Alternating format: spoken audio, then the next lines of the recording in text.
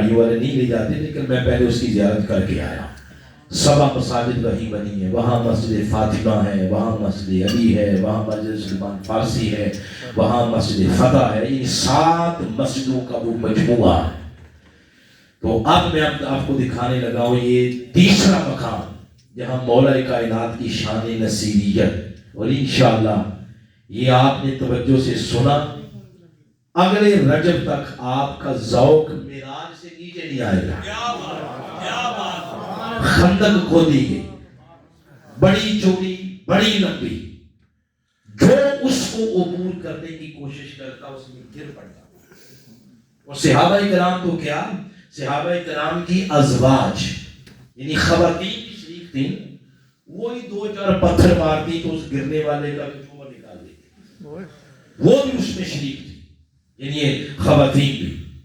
ایک کافر جس کا نام عمر بن عبد ود ہے، جس کے بارے میں مشہور کر رکھا تھا پورے عرب کے اندر کے 1000 بندے کے لیے وہ اکیلا ہی کافی.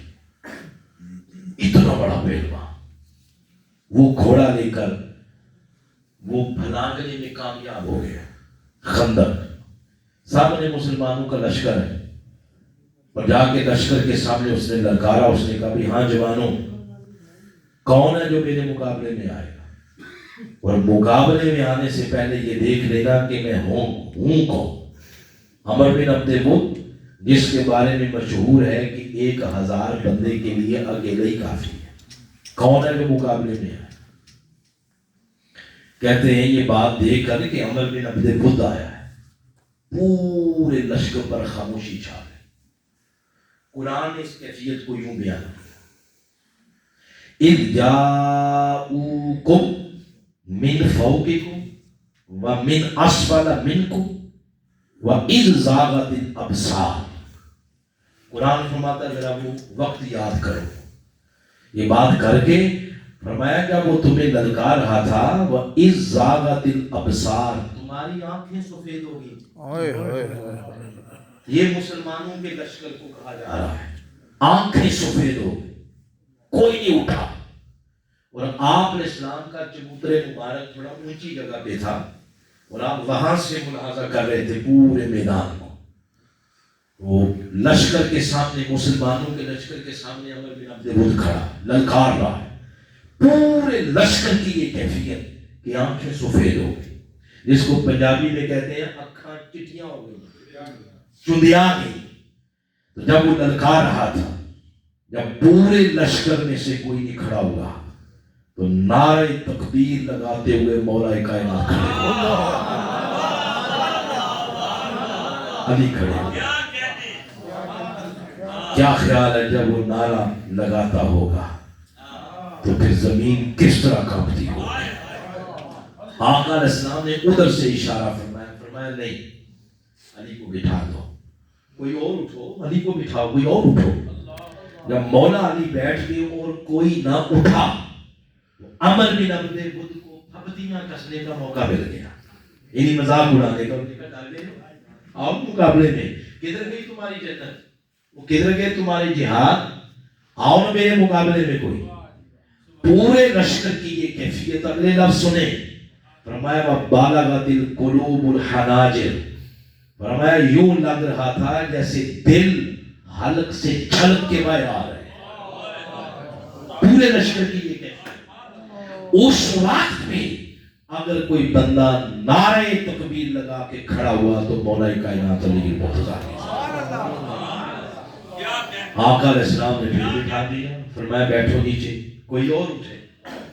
جب وہ بیٹھے تو اس کو پھر مذاق کرنے کا موقع مل گیا کہ بھئی ہمت نہیں بڑھ رہی، آگے آؤ نا. آگے فرمایا وَتُظُنُّونَ بِاللَّهِ الظُّنُونَ، فرمایا اس دن تو تمہارا میری نسبت سے بھی خیال کوئی عجیب و غریب ہو گیا. اللہ لشکر کو فرما رہا کہ میری نسبت سے بھی تمہارا خیال کوئی عجیب و غریب ہو گیا. هُنَالِكَ ابْتُلِيَ الْمُؤْمِنُونَ وَزُلْزِلُوا زِلْزَالًا شَدِيدًا، اور یوں لگ رہا تھا جیسے زمین میں زلزلہ آ گیا. تیسری بار بھی کوئی شخص نعرہ تکبیر لگا کے کھڑا ہوا تو مولا علی کھڑے. اب میرے آقا علیہ السلام نے فرمایا پھر ٹھیک ہے، کوئی اور نہیں اٹھتا، پھر علی کو آنے۔ ادھر سے حضور علیہ السلام بھی نیچے اتر آئے، تشریف لے آئے، اور مولا علی کے سر پہ آ کے اپنے سر انور سے امامہ اتار کے علی کے سر پہ رکھا، تلوار دی اپنی ذوالفقار، اور ساتھ ہی فرمایا علی ہوش اور جوش دونوں پہ قابو رکھنا۔ عرض کیا حضور آپ کے فرمانے کا مطلب کیا ہے؟ فرمایا یہ تو بیوقوف ہے، اسے کیا پتا میرا پالا کیسے پڑنے لگا۔ میں اس لیے بات کر رہا ہوں کہ پہلے وار نہیں کرنا، اس کو دعوت دینی، اسلام قبول کرو۔ تو حضور اگر اس نے قبول نہ کیا تو پھر فرمایا پھر بھی اجازت نہیں، انتظار کرنا ہے، وہ کیا کرتا ہے جیسا وہ کرے گا پھر ویسا تم بھی کر لے۔ جنگ کی حالت میں بھی امن کا پیغام، سکون کا پیغام، یہ میرے آقا علیہ السلام کی تعلیمات دنیا پوری میں ایسی تعلیمات جیسی کسی کی تعلیمات امن آخری حد تک امن ہے۔ یہ بات عرض کرتے ہوئے آقا علیہ السلام چلے گئے اپنے چبوترے میں، اور جاتے ہوئے پلٹ کے ایک دفعہ پھر دیکھا، ایسے دیکھا تو عرض کیا باری تعالیٰ مجھے تنہا نہ چھوڑنا، میرا تو علی ہی رہ گیا، اور یہ بھی چلا گیا تو تیرا حبیب اپنے آپ کو تنہا محسوس کرے۔ جب آپ نے خونی رشتہ دار چلے جاتے ہیں نا، باقی تو جتنے بھی وہ جانے قربان کرنے والے، مگر اپنوں کی بات کوئی الگ ہی ہوتی ہے۔ عرض کیا باری تعالیٰ میرے علی کی حفاظت کرنا، یہ دعا کرتے تو حضور چبوترے پر چلے۔ اب دو پہلوان آمنے سامنے، مولا کائنات اور عمر بن عبد الود۔ اس نے پوچھا جوان نام کیا ہے تمہارا؟ پہلے نام بتاؤ، قبیلہ بتاؤ، پہلے میں یہ تو دیکھوں کہ میرا سٹیٹس بھی بنتا ہے کہ نہیں بنتا۔ اب آپ نے جو نام بتایا وہ سنیں۔ یہ جنگ فیصلہ کن جنگ ہے، یہ جو جنگ خندق ہے، جو لوگ جنگوں کا مطالعہ رکھتے ہیں انہیں پتا ہے، جنگ خندق کے بعد حضور نے فرمایا تھا اب ان کی کمر ٹوٹ گئی ہے، یہ نہیں اب پلٹ کے آئیں گے، اگر جائیں گے تو ہم جائیں گے۔ یہ آقا نے فرمایا، سخت جاڑے کی سردی تھی، اس کے بعد پھر ایسے ہوائیں چلی، سردی برداشت نہ کر سکے، ان کے قدم اکھڑ گئے اور وہ چلے گئے، یعنی کفار کی بات کر رہا ہوں۔ اس کے بعد یہ ان کی معیشت، ان کی طاقت، ان کی افرادی قوت، ان کی معاشی قوت دم توڑ گئی۔ اس کے بعد وہ نہیں آئے مکہ پہ حملہ کرنے کے لیے، اگر گئے تو پھر میرے آقا گئے، مکہ فتح ہو گیا۔ بات عرض کرنے لگا ہوں یہ فیصلہ کون جنگ ہے، اس فیصلہ کون جنگ میں علی اپنا تعارف کروائے۔ تعارف کس طرح کروایا؟ تعارف کروایا، فرمایا میرا نام تم نے پوچھا ہے نا، میرا نام ہے علی ابن ابی طالب۔ یہ اور اسلام، باطل اور حق کے درمیان فیصلہ کن جنگ، اس نے اپنے والد محترم کی نسبت سے تعارف کروایا جا رہا ہے۔ ہمارے فتوے ختم نہیں ہوتے، کوئی مسلمان یا نہیں مسلمان، بابا دوسرے کی مسلمانی کو چھوڑو، اپنی مسلمانی کی فکر کرو۔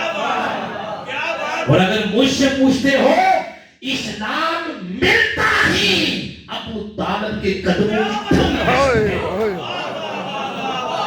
اور ہم سے پوچھتے ہو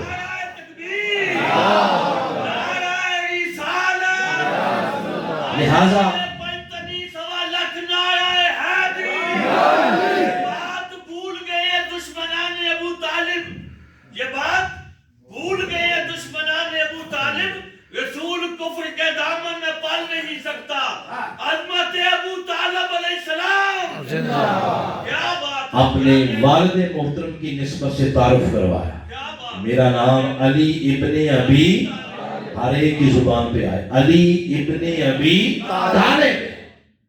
اس نے جب یہ سنا اس کو پرانی کچھ چیزیں یاد آ گئی کہ ان کے ساتھ تو ہمارا ایک دوستانہ تعلق تھا، ان کے قبیلوں کے ساتھ، ان کے قبائل کے ساتھ۔ اس نے کہا اچھا اچھا اچھا ابو طالب کے بیٹے، چلو تمہیں معاف کیا، کیا یاد کرو گے؟ آپ نے نبی سے کو کسی اور کو بھیجے، تم جاؤ۔ مولا کائنات نے دیکھا یہ تو بندہ کوئی سمجھ نہیں رہا، مجھے بڑا لائٹ لے رہا ہے۔ آپ نے اشتعال دلانے کے لیے کہا بدبخت، میری تلوار تو بے تاب ہے تیرا سر قلم کرنے کے لیے، تو کہہ رہا ہے کہ تمہیں معاف کیا؟ اس نے کہا اچھا یہ بات ہے تو وار کرو۔ مولا کائنات نے فرمایا کہ علی کا شیوئی میں پہلے کسی پہ وار کرے۔ کہا کیوں؟ فرمایا اس لیے کہ میرا نام ہے علی، اور علی کسی پہ وار کر دے دوبارہ مائی کا لال زندہ زمین سے اٹھ نہیں سکتے۔ جاؤ میں تمہیں موقع دے رہا ہوں، وار کرو۔ اس نے وار کی اور مولا کائنات پھر اپنی تلوار پہ ڈھال پہ روکتے رہے، اور ایک تلوار کی نکر آپ کی پیشانی مبارک پہ بھی لگی، یہاں نشان رہا ہے اس طرح۔ تو وہ جو میدان تھا جب دونوں پہلوان آپس میں گتھم گتھا ہوئے تو پھر دھول اڑی، دھول گرد و غبار، اس میں ایک تجسس کی کیفیت کریٹ ہوئی۔ ہر کوئی ایسے ایسے دیکھ رہا ہے کون گرا ہے کہ ہمارا کون ہے، گرا کون ہے۔ اس دھول کے اندر، اس دھول میں جب یہ تجسس کی کیفیت تھی تو آواز آئی مولا کائنات کی، اللہ اکبر۔ جو ہی آواز آئی تو حضور اپنی جگہ سے کھڑے ہو گئے۔ آپ نے فرمایا صحابہ مبارک ہو، علی جنگ جیت چکا ہے۔ صحابہ نے عرض کیا حضور نظر نہیں آیا۔ فرمایا سنا نہیں، علی نے تکبیر پڑھ دی ہے، علی تکبیر کسی پہ پڑھ دے دوبارہ کوئی زندہ زمین سے اٹھ نہیں